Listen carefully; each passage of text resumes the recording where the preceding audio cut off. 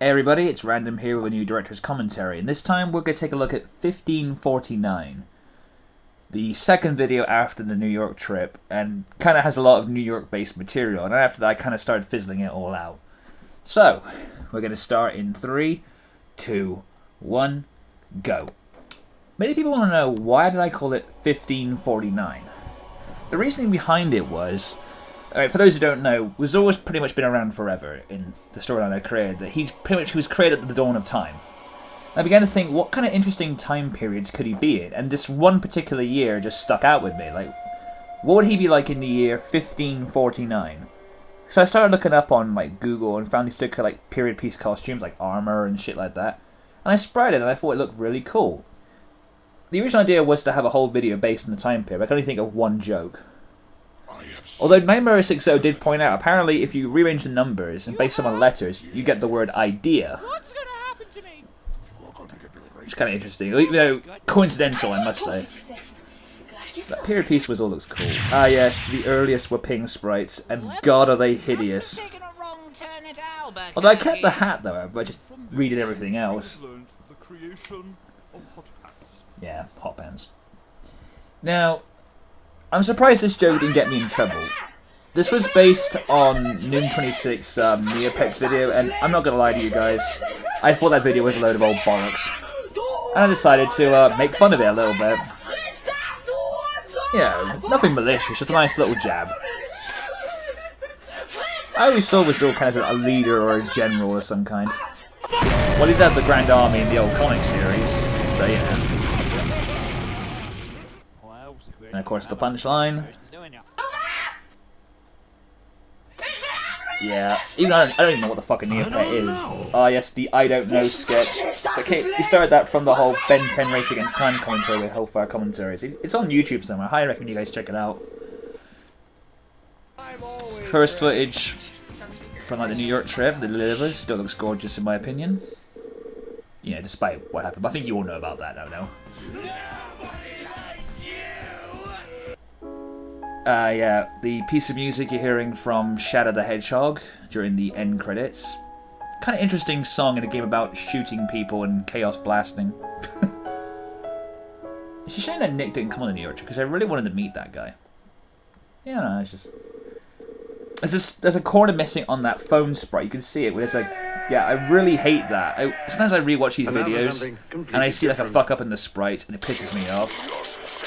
A joke based on Roger Ebert's opinion of Revenge of the Fallen.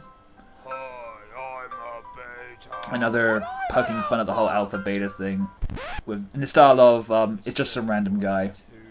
Love those videos, which is also based on the Mac PC videos. Continuation of that mouth moving python thing. I love Silent Peg.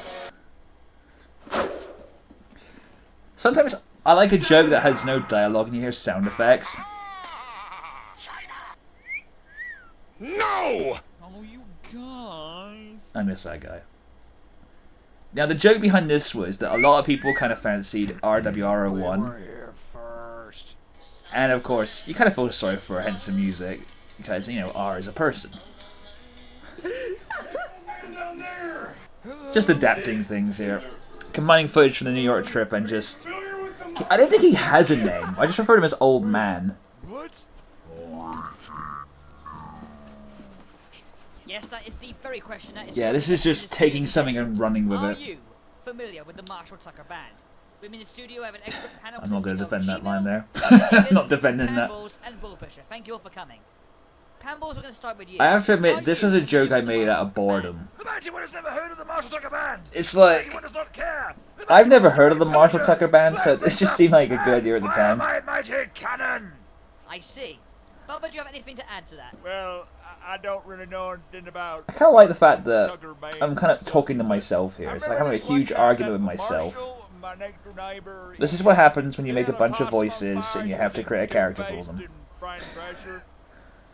I don't really care. I see. All the voices I pretty much do myself, but with Bullpusher I have to use Audacity to lower the tone down.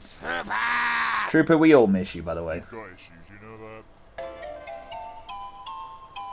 The joke behind the bricklayer, because people want to know what this is about. Because when I was at Heathrow, you know, meeting up with Tarrison and Galactic Penguin, we met a friend of Galactic's, and he was this really creepy-looking guy. And I said, he looks like the kind of guy that beats up small babies in the basement with bricks. Have you now?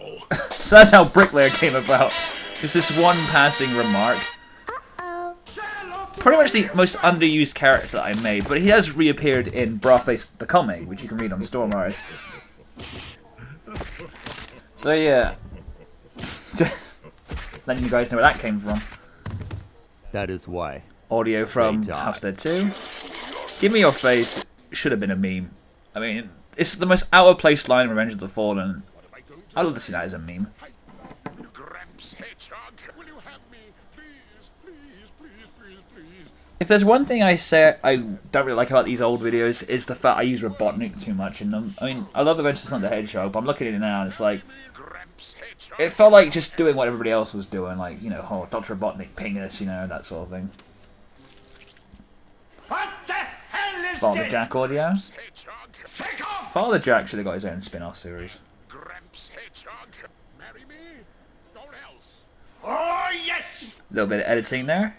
It comes out nicely, but like you can see some of the corners there kind of overlap each other. Now, the joke behind this one, some people didn't get it. From like the early announcements regarding Revenge of the Fallen was that Leonard Nimoy was going to be playing the Fallen before they got the other guy whose name's already escaped me.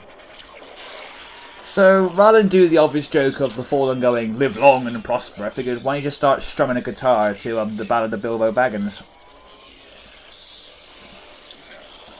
You know, just stand out a little bit. And the Ballad of Bilbo Baggins is a funny-ass song as well.